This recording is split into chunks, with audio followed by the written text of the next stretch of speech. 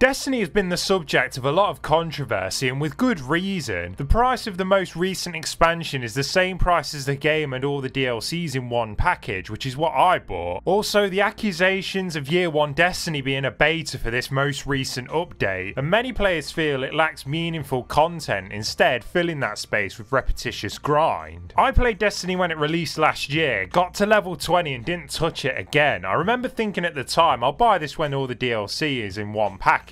And I will say that if you're a new player to the game, then the Legendary Edition with all the DLCs is a great deal, especially if you go from the start of the game instead of using the character boost to 25, which comes with this edition. The entire leveling experience has been revamped from vanilla Destiny. The game actually has a full quest system now. NPCs will give you tasks to perform, and they keep in contact with you via the radio, so you now have context to what you're doing, and for me that goes a long way to making the leveling more engaging. This is why I like Star Wars The Old Republic and Elder Scrolls Online. Each quest is voiced by the NPC, and it actually tells you what needs doing and why. And for me, little things like that go a long way. Though saying that, the original Destiny story has not changed, meaning it's still an incoherent mess. Also, the game doesn't do a good job of explaining what to do at max level, which is one of the reasons I stopped before. It's a shame not to see this fixed, especially when there's plenty of tutorials at the start of the game. The Taken King though has somewhat of a coherent story with very well made cutscenes.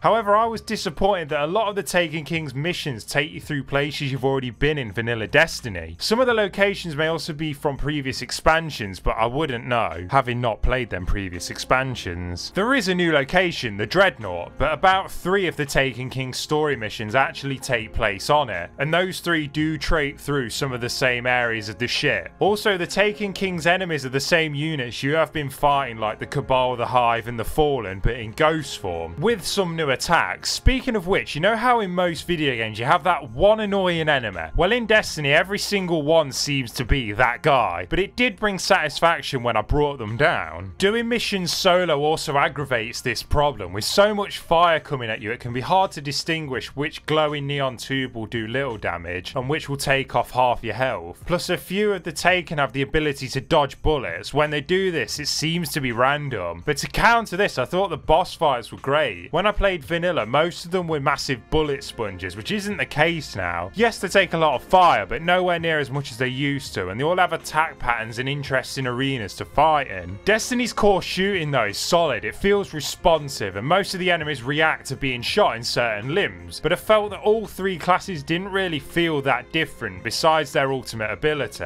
Classes can use whatever gun they want, there's no restrictions, and since you mostly use guns instead of abilities, most characters just feel like another man or woman with a gun. Each class has 3 different subclasses to level up, so there's a lot of character building available, but like I said, there isn't much to differentiate them. All the content from the expansions has been condensed into the leveling experience, so the strikes and quests from the Dark Below and House of Wolves, which used to be for high level grinding, have had the level cap lowered, so you can experience them. Obviously, Destiny's main draw is its loot, which seems to have been rebalanced from when I last played. Loot is a lot more frequent, and you're often given appropriate gear after quests and strikes. The Taken King's content doesn't end once you hit max level, thankfully. There's still story missions and other events to do to raise your light level, which is separate from your standard level, which is the point I'm at now. Raising your light level will allow you to join harder difficulty strikes and eventually the raid. But for veteran players who have had the previous 2 expansions, I wouldn't buy this expansion alone for 40 quid. There just isn't 40 quid's worth of content in the Taken King. I don't really get Bungie's logic. They're just stabbing loyal players in the back and providing new players the better deal. Would it be so hard to discount the Taken King for players who have the other 2 expansions? But in the end, Destiny has proved quite addicting for me. The shooting is good and the enemies provide a challenge, sometimes annoyingly so. The steady stream of loot has also kept me invested. If you're a new player, then there's never been a better time to jump in, but for those veteran players, I'd keep petitioning for a discount.